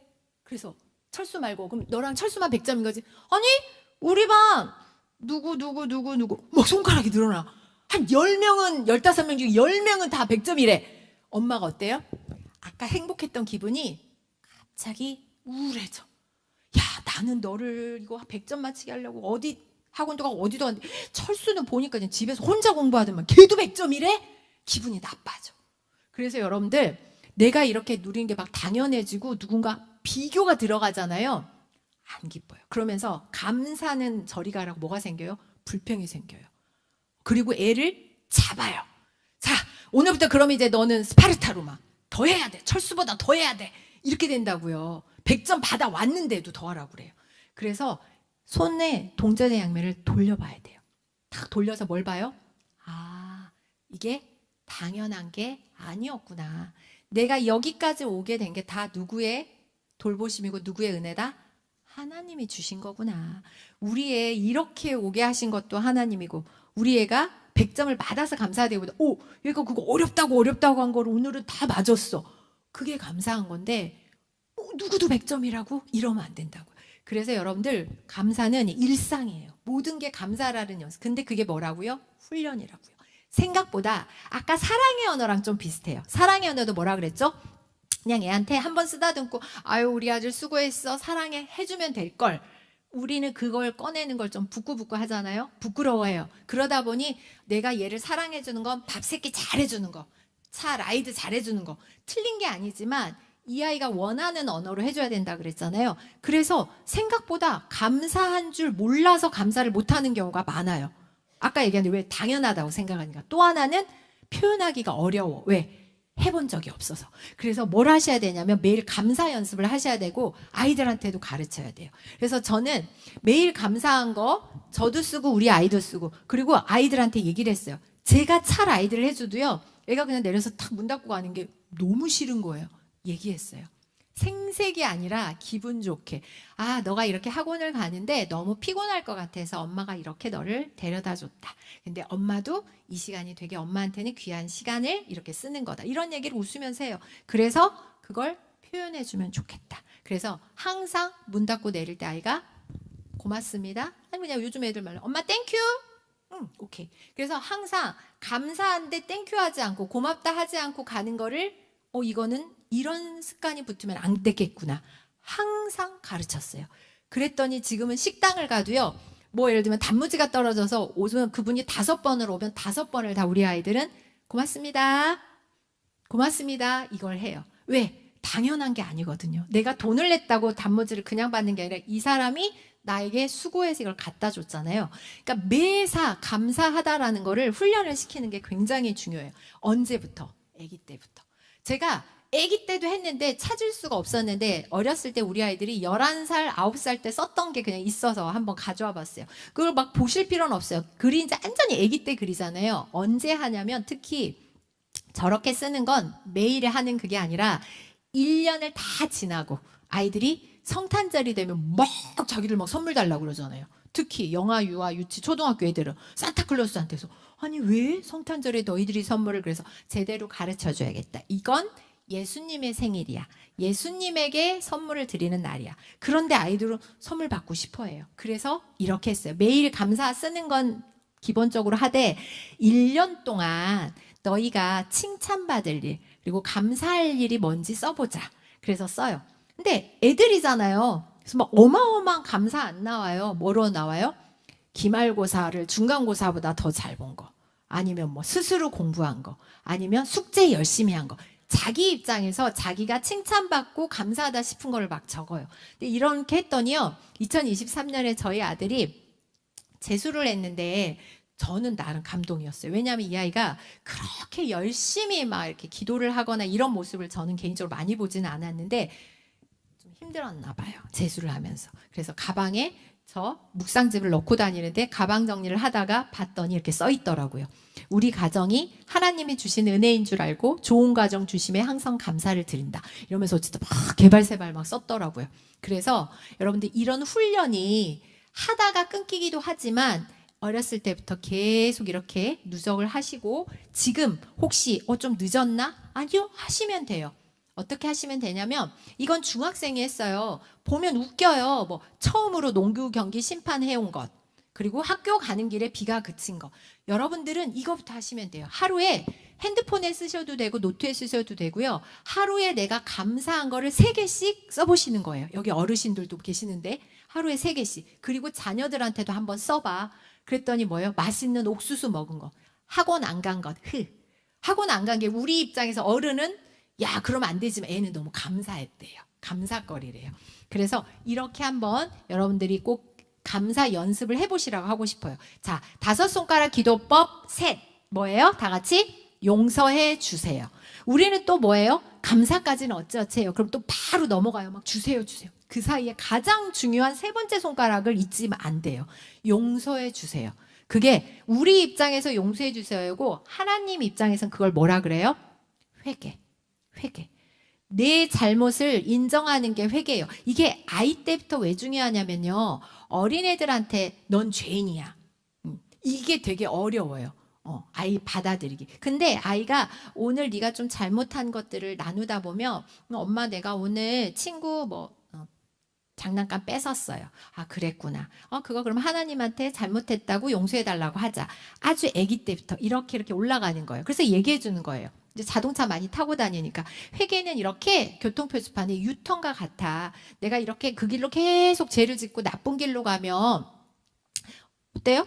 감옥 가고 지옥 가는데 그거를 이렇게 돌려서 유턴처럼 돌아오면 하나님이 용서해 주신대. 그걸 알려주는 거예요. 그래서 아이들이 뭔가 거짓말했거나 잘못이 드러났을 때 아까 뭐라고요? 무조건 나쁘다. 혼내는 게 아니라 하나님께 나아가는 시간으로 삼아보자. 그래서 이 회개가 왜 중요하냐면요. 제가 연구를 해보니까요. 초등학교, 특히 중학교 이 시기에 아이들이 정체감이 중학교 청소년이 되면 만들어지고요. 그 전에 유아기와 초등학교 시기에는 아이들이 주도적으로 내가 뭔가를 하는 시기예요. 그래서 난 이걸 잘할 수 있어. 근데 그거에서 무너지잖아요. 그럼 어떤 마음이 드냐면 에릭슨이라는 학자는 그때 열등감이 생기고 죄책감이 드는 시기래요. 이건 이제 심리학적으로 보자면. 그러다 보니 아이들 마음에 거짓말을 하거나 죄를 지었는데 이게 안 걸려요. 안 들키잖아요. 그럼 어떤 마음이 드냐면 나 잘 들키지 않았어. 이런 마음도 있지만 그 내면에 뭐가 생겨요? 불안해요. 되게 큰, 우리 어른도 불안하지만 애들은 그 시기에 죄책감을 가질 수 있는 시기란 말이에요. 발달적으로. 그래서 이 회개를 통해서 아이들이 하나님한테 네가 어떤 걸 잘못했어도 고하잖아? 용서를 해주셔. 우리 하나님은 용서의 하나님이시거든. 그래서 죄책감, 열등감을 갖지 않고 너는 그렇게 기도를 했을 때 용서를 받을 수 있는 하나님의 자녀야. 그래서 하나님의 자녀라는 좀 정체성을 심어주시는 좋은 그런 하나님께 나아가는 시간으로 좀 잡으면 좋겠어요. 그래서 밑에 예시처럼 우리 아이가 이렇게 막 하다가 재수 때인가? 걔도 좀 머리를 똑똑하게 썼어야 되는데 자기 2살 위에 누나도 대학부에 간다는 걸 놓친 거지. 그러면 금방 들킬 거 아니에요. 딱 와가지고 누나가 야, 너 오늘 대학부 예배 안 왔던데? 내가 나 갔는데 했더니 야, 뭐 소그룹도 없고 너 없던데. 근데 나중에 얘기해봐. 그랬더니 오늘 안 가고 노래방에 갔는데요. 고하더라고요. 그래서 약간 이제 저 같은 경우 거짓말을 되게 싫어해서 아니 거짓말을 왜 했지라고 약간 욱했으나 배운 것도 있고 그래서 이렇게 가다듬고 왜 그랬니 마음을 들어봤더니 마음이 어떤 마음이었냐면 자긴 지금 재수하고 있는데 가서 나누는 게 너무 남들은 막 이랬어요 저랬어요 나누는데 이제 그 재수생반이 따로 있는 게 아니고 나이대로 가잖아요. 그래서 청년부를 갔는데 나는 뭐 학원 갔다 뭐 했다 이게 반복되고 그냥 재미도 없고 힘들었어요. 그래서 다 공감해 준 다음에 그래도 예배는 드려야 돼서 어떻게 하면 좋겠니? 그러면 당분간은 온라인으로 예배를 드려도 될까요? 그러자. 그렇게 해서 아이로 하여금 잘못을 했을 때 어찌 보면 네가 들켰기 때문에 이렇게 하나님께 용서를 구하고 우리랑 얘기할 수 있지. 이걸 모르고 가면 어때요? 계속 나 잘 숨겼다, 잘 숨겼다. 무뎌지기도 하고 아까 말한 대로 마음속에 불편함, 죄책감이 들 거예요. 그래서 그런 마음이 없어지게 하기 위해서는 여러분들이 이렇게 해주시면 좋고요. 그리고 이제 드디어 기도법 네 번째 뭐라고요? 다 같이 도와주세요. 이때 간구를 해야 돼요, 여러분들. 근데 무엇을 구할 거야 하는데 여러분들 아주 쉬운 것부터 하세요. 저는 같이 나눔하는 우리 집사님 기도를 보고 어쩔 때는 너무 감동일 때가 있어요. 아이를 위해서 기도하는데 막 우리의 밥 먹는 습관 아니면 우리 애가 잠을 잘 못 자요, 수면 습관 이러면서 작은 거부터 다 기도를 하고 만남의 축복을 위한 기도, 꿈과 비전, 진로를 위한 기도, 하루의 시작과 끝을 기도. 정말 매 일상을 다 기도를 할 수 있어요. 기도의 소재는 무궁무진해요. 그래서 이렇게도 해보세요. 저희 교회에서 잘 다녀와 캠페인을 했어요. 그래서 아까 말했죠. 영적 전쟁터로 나가는 자녀들을 아침마다 안고 길게 하시면 안 돼요. 애들이 싫어해요. 짧게나마 하나님 아버지 이 아이들이 지금 학교에 갑니다. 이 아이들이 어린이집에 갑니다. 이 아이들을 지켜돌봐줘. 이런 저기를 했어요. 또 맨 밑에 너무 이쁘지 않아요? 아이들이 이날 엄마가 일찍 출근을 했다고 유치원의 언니가 밑에 그거보다 더 어린 동생들 이렇게 안고 기도를 하는 거를 사진을 찍어놨는데 이렇게 기도는 여러분들 아침 시작부터 물론 끝나고도 하루 감사하다고 기도를 하겠지만 이렇게 무장할 수 있게 기도를 하시고요. 또 하나는 손맞댐 기도라고요. 저희 또 이것도 교회에서 저도 해보니까 너무 좋아서 좋은 건 좀 나눠야 되잖아요. 종이 아무거나 상관없어요. 제가 사실 종이를 가져왔는데 차에 놓고 내려버렸더라고. 이게 더 잘 보일 것 같아요. 그냥 이런 종이에다가요, 여러분들 누구 손이냐면요, 아이의 손이에요. 그래서 저는 지금 22살, 24살 아이라 이 손이 커요. 여러분들도 30살 자녀도 해도 되고 5살에도 손이 다 다르겠죠. 아이들 손을 대고 이렇게 그리세요. 그런 다음에 그 안에 우리 아이를 위한 기도를 적으세요. 자, 1번 자녀의 손을 올려놓고 손을 그리고 손 안에 자녀의 이름을 쓰세요. 백승헌. 그리고 자녀를 위한 기도 제목을 적고 나중에 여러분들 밑에 말씀을 적어도 되고 안 되고 이걸 나중에 어떨 때 쓰는 거예요? 우리 애가 내 옆에 항상 있지 않잖아요. 학교를 가고 학원을 가나요? 기도를 할 때 그냥 이렇게 기도를 하지만 아까 했던 거기에 내 손을 포개는 거예요. 아이 손 위에 내 손을 포개고 이 아이를 진짜 이 아이의 영혼을 위해서 기도를 하시는 거예요. 우리 승원이를 위해서, 우리 철수를 위해서, 우리 혜영이를 위해서. 그렇게 아이하고 좀 통하는 기도를 하기 위해서 손 맞댐 기도를 해보시라고 권해드려요. 그리고 마지막에 뭐라고요? 예수님의 이름으로 기도합니다. 왜? 알려주려야 돼요. 하나님한테 기도가 가기 위해서는 예수 그리스도의 공로, 이제 십자가를 아는 아이들한테는 십자가를 얘기해 주시고 그런 자격을 예수님을 통해서 우리가 하나님한테 나아갈 수 있기 때문에 마지막에 예수님의 이름으로 기도합니다가 중요한 거야. 그래서 그렇게 하는 거야 라고 정확히 여러분들도 알고 있으셔야 되고 그래서 마지막에 대해서 좀 주세요 하면 이렇게 끝나시면 안 되고요. 그렇게 하시고 마지막에 아멘. 진실로 그렇게 되기를 바랍니다 라는 뜻이에요. 제가 언제 막 전도 폭발 훈련을 받고 막 이렇게 말씀을 이렇게 전도를 하러 다니다가 어떤 어르신이 그러더라고요. 본인은 계속 불교를 좀 믿었기 때문에 말끝마다 나무아비탑을 이게 입에 붙었어요. 막 그러더라고. 어머님 이제부터요 그 대신에 더 쉬운 거 알려드릴게요. 2글자예요. 아멘. 저 따라하면서 그냥 맨날 나무아비탑을 나오시면 그냥 아멘 아멘. 그러면 하나님이 그렇게 되기를 원한다. 하나님이 어머님이 기도한 대로 이루어 줄 거예요. 아멘 아멘 아멘을 입에 달으세요. 그러니까 여러분들도 기도하시고 반드시 이렇게 기도를 마무리해 주세요. 자, 이제 맞춰볼게요, 여러분들. 자, 기도의 언어, 그러니까 맨 처음에 사랑의 언어, 공감의 언어, 기도의 언어. 근데요, 정말 여러분들 제가 소통하지만 얼마나 말이 중요하고 영향력이 큰지 알아요? 맥클랜드라는 심리학자가 아이들을 이렇게 보다 보니까요, 성취 동기, 즉 뭔가를 이루고자 하는 동기가 높은 아이들이 있고 낮은 아이들이 있어요. 근데 그거를 그냥 연구를 한 게 아니라 이들의 부모들의 말이 어떤지를 궁금한 거예요. 그래서 이 아이들을 부르고요. 눈을 가리고 블럭을 높이 싹 했어요. 근데 부모가 옆에서 할 수 있는 건 얘를 도와줄 수는 없고 뭐만 할 수 있다고 그랬냐면 말로만 도와줄 수 있어요. 라고 했어요. 뭔가 실제로 하진 않고. 그랬는데요. 성취 동기가 높은 아이들의 부모님들이 썼던 언어를 분석해 보니까 옆에서 애가 막 실패할 거잖아요. 눈에 가렸으니까. 그럼 뭐예요? 조금 더 해보자. 아, 그래. 옆으로. 좀 더 해보자. 넌 해낼 수 있어. 아, 그리고 만약에 성공을 하잖아요. 아주 잘했어. 올라갔어. 훌륭해. 근데 애가 스스로 나는 뭐 할 수 없어. 성취 동기가 낮은 애들의 부모님들의 언어를 분석해 봤더니 이분들이 하는 언어는 어땠어요? 애가 막 틀려요. 그럼 뭐야? 아, 그렇게 하면 어떻게 해? 옆으로. 거봐. 아우, 너 성격이 급해. 그럴 줄 알았어. 아, 늘 그래가지고, 다 무너졌잖아. 계속 어떤 언어? 부정적인 언어를 쓰더라는 거예요. 여기서 더 중요한 거. 근데 이 아이들의 실험 전에 미리 물어봤어요. 실험 전에.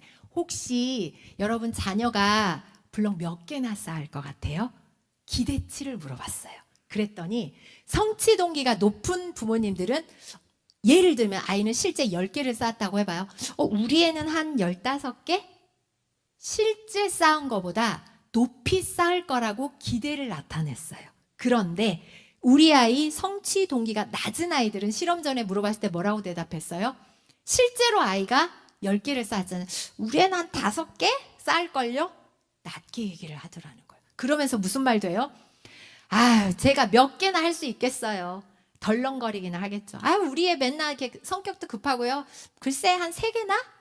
이런 식으로 아직 실험이 시작도 안 했어요. 그런데 뭐라고 말했어요? 기대치가 나아요. 얘가 해봤자 뭘 하겠어요.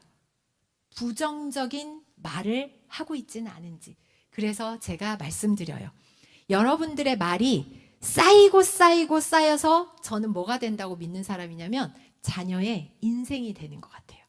부모가 너는 15개를 쌓을 거야 라고 계속 공감의 언어. 하나님, 우리 아이 15개 쌓을 수 있는 어떤 힘을 주세요 하면서 키운 아이는 20개를 쌓는 아이가 될 거예요. 그런데 저거 봐.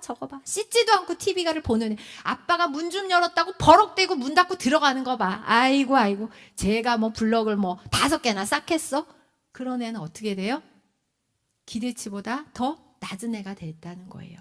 그래서 여러분들 자녀와의 소통의 대화법에 가장 중요한 건 뭐다? 일단 아이가 어떤 사랑의 언어를 가지고 있는지를 좀 파악해 보세요. 그거부터가 첫 번째예요. 두 번째, 공감의 언어로 마음을 좀 보듬어 주세요. 요즘 애들 너무 힘들어요, 여러분들.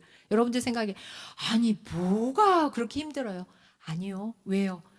옛날보다 그런 말 하더라고요. 살아가는 게 더 편리해졌대요. 편안해졌대요. 왜? 기술이 발전해서. 그런데 평안하지 않대요. 왜? 너무 많이 오픈이 되고 너무 많이 비교를 하다 보니까요. 우리 애가 아까 얘기했죠. 100점을 맞아도 이를 악문다니까요. 이거 100점 맞아가지고 제가 경쟁 상대가 하나도 늘었어. 우리 애들이요. 숨통이 막혀요. 너무 슬프게도요. 애들이요. 모의고사가 끝나잖아요. 아파트에 119가 떠요. 119가 떠요. 너무 슬퍼요. 너무 마음이 아파요, 여러분들. 네. 그래서 여러분들 그런 아이 키우는 거는 일단 뭐라고요? 부모의 언어예요. 소통이 안 되면 안 되는 대로 혹시 사춘기 자녀를 두신 분들은 솔직한 말로 공감도 안 될 수도 있어요. 왜요? 하나님이 그렇게 만드셨대요. 그때는요, 이 전두엽에서요, 호르몬이요, 삐딱한 호르몬이 나오는 시기예요. 그럴 때는 일부러 막 공감한다고 그랬구나, 문 꽝 닫고 들어가도요, 내가 잘못했구나가 아니라 이런 시기구나. 그러면서 기도하셔야 돼요. 대신에 말보단 행동으로 아이가 필요한 걸 잘 관찰해서 우리 애가 스킨십을 원하는 아이인지, 같이 하는 시간을 원하는, 선물을 원한다면 뭐라도 하나 사주고, 그 아이가 필요를 채워주는 시기로 사춘기를 지혜롭게 지나가셔야 돼요. 그래서 뭐라고요? 그때 가장 중요한 건 기도의 언어. 나의 말이 자녀의 인생, 현재가 되고 미래가 된다는 것을 잊지 마셨으면 좋겠어요. 그래서 마지막으로 저희 아이한테 부탁을 했어요. 이건 이번이 아니고요. 조금 지금 24살인데 20살에 혹시 엄마가 너한테 물려준 믿음의 유산이 무엇인지 같이 나눠줄 수 있겠니? 그랬더니 조금 부끄럽지만 혼자 방에 들어가서 영상을 하나 찍어준 걸 여러분들한테 마지막 메시지로 전해드릴게요. 안녕하세요. 저는 21살 백윤희라고 합니다. 저는 부모님으로부터 받은 믿음의 유산이 정말 많다고 생각하는데요. 제가 그 중에서 가장 감사하게 생각하는 2가지에 대해서 지금 나누어 보려고 합니다. 먼저 첫 번째는 예배의 자리를 지키는 것, 그리고 더 나아가서 하나님과 교제하는 자리를 지키는 것을 배웠다고 생각해요. 저는 어렸을 때부터 지금까지 주일 예배에 빠진 적이 거의 없는데요. 예전에 가족들끼리 함께 해외여행에 가면 외국에서도 근처에 있는 한인교회에 가서 주일이 되면 예배를 드린 기억도 있고, 또 중학교 때 잠깐 고등학교 입시학원을 다녔었는데 그때 학원 수업이랑 교회 예배 시간이 조금 겹쳤는데도 예배를 다 드리고 그러고 나서 학원에 가서 수업을 들었던 기억이 있습니다. 그래서 아마 예전부터 그렇게 했던 습관 때문에 제가 부모님의 직접적인 영향을 받지 않는 환경에 처했을 때도 그런 태도를 잘 이어나갈 수 있었던 것 같아요. 저는 고등학교 때 기숙사 생활을 하느라 집에서 좀 멀리 떨어져서 지냈었는데요. 그때 월요일부터 토요일까지 매주 학교에서 하던 기도 모임에 자발적으로 매일 나가서 참여를 했었고, 또 시험 기간에도 주일 예배나 그런 기도 모임의 자리는 꼭 빼놓지 않고 지켰던 것 같아요. 또 고3 때 수능 날까지도 아침에 성경 읽고 기도하는 그 시간을 다른 것과 바꾸지 않았는데, 그렇게 할 수 있었던 것이 어쩌면 어렸을 때부터 그런 게 계속 습관처럼 자리 잡았기 때문에, 그리고 부모님께서 그 자리를 지키는 게 얼마나 중요한지 먼저 보여주셨기 때문이라고 생각합니다. 제가 부모님으로부터 물려받은 두 번째 믿음의 유산은 바로 늘 기뻐하고 또 감사하는 태도입니다. 저는 학교를 다닐 때 선생님이나 아니면 주변 친구들로부터 너는 되게 긍정적이다. 어떻게 그렇게 좋은 쪽으로 생각을 잘 하지? 이런 이야기를 정말 많이 들었었는데요. 저는 제 타고난 기질이나 성격이 그렇다기보다는 자라면서 부모님의 영향을 정말 많이 받은 것 같아요. 제가 뭔가 중요한 일을 앞두고 불안해하고 있을 때, 혹은 일이 제 뜻대로 풀리지 않아서 힘들어할 때 엄마께서 항상 하나님께서 너와 함께 하신다. 그리고 가장 좋은 길로 인도해 주실 거니까 불안해하지 말라라는 기도를 정말 많이 해주셨었는데요. 그런 기도를 계속 들으면서 저도 어느샌가 세상과는 다른 성공의 관점을 가지게 되었던 것 같아요. 보통 대학 입시도 그렇고 어떤 결과를 앞두고 있을 때 합격하면 좋은 거고 불합격하면 좋지 않은 거고, 또 대회에 나갔을 때도 상을 받으면 좋은 거고 받지 않으면 나쁜 거고, 내가 원하는 대로 일이 풀리면 그게 가장 좋은 거고 그렇지 않으면 안 좋은 거고, 이런 식의 이분법적인 사고를 많이 하게 되는데, 엄마가 그렇게 하나님께서 가장 좋은 길로 인도해 주신다라는 기도를 해주신 걸 들으면서 내가 생각하는 가장 최선의 길이 사실은 아닐 수도 있고, 내가 바라봤을 때는 당장 최선이 아닌 것 같아도 이게 하나님 보시기에는 가장 좋은 길일 수 있구나라는 생각을 자연스럽게 많이 하게 되었던 것 같습니다. 보통 어렸을 때는 자신의 신앙이 아닌 부모님의 신앙을 따라서 교회에 가는 경우가 많다라고 하잖아요. 저도 어쩌면 아주 어렸을 때는 온전히 제 의지로만 교회에 갔던 것은 아닌 것 같아요. 왜냐면 평일에 학교 가느라 안 그래도 일찍 일어나야 하는데 주일마저도 늦잠을 자지 못하고 일찍 일어나야 됐으니까요. 어렸을 땐 그래서 가기 싫어했던 적도 사실 몇 번 있었지만, 지금은 제가 스스로 선택해서 제 신앙생활을 하고 있다는 느낌을 매일매일 받고 있습니다. 지금 저는 교회 중등부에서 찬양 인도 사역도 하고 있고, 또 제가 속한 대학부에서 제자훈련을 받으면서 매일 하나님과 교제하는 시간을 놓치지 않고 살아가고 있는데요. 이렇게 제가 지체적인 신앙생활을 할 수 있도록 어렸을 때부터 저를 하나님 안에서 키워주신 부모님께 정말 많이 감사하다는 생각이 들어요. 부모님께 감사한다는 말을 다시 한번 전하고, 또 저의 오늘 이야기가 이 영상을 보시는 분들께 도움이 되기를 바라면서 마치겠습니다. 그럼 안녕. 네. 여러분들의 자녀와 소통을 이어나가되 가장 중요한 예배의 자리가 얼마나 중요하다는 기도의 언어로 꼭 자녀들을 키우는 그런 부모님이 되시기를 기도하고 축복하겠습니다. 같이 기도하고 마치겠습니다. 하나님 아버지 감사합니다. 제가 뭐라고 이곳에 오게 하시고 이곳의 영광교회의 많은 성도님들과 만나게 하심을 감사드립니다. 하나님 아버지, 우리가 부모가 되고 싶어서 되는 경우도 있지만 뜻하지 않게 부모가 되기도 하고 또 부모 자녀 관계를 맺었지만 잘 키우고 싶은데 잘 되지 않아서 너무 힘들 때도 많음을 고백합니다. 그럴 때 나의 아버지 되시는 우리 하나님께 우리 아이를 맡겨드리고 자녀를 위해서 매일매일 기도하는 그런 부모로 서게 해 주시옵소서. 오늘 전한 이 종의 말이 많이 미흡할지라도 우리 하나님 아버지께서 각자의 형편과 상황과 하나님 아버지 여기에 계신 성도님들의 마음밭에 가장 적합한 말로 잘 전해져서 가정에 돌아가서 다음 세대를 살리는 자녀들을 살리는 귀한 어떤 밑거름이 될 수 있도록 주여 인도하여 주시옵소서. 이후에 있을 기도에도 우리 하나님 아버지께서 이끌어 주셔서 이곳에 다음 세대를 위해서 꿈꾸고 달려가는 우리 부모님들 다 되시기를 감사드리며 기도드립니다. 예수 그리스도의 이름으로 기도드렸습니다. 아멘. 수고해 주신 교수님께 박수 한번 드리겠습니다. 감사합니다. 감사합니다.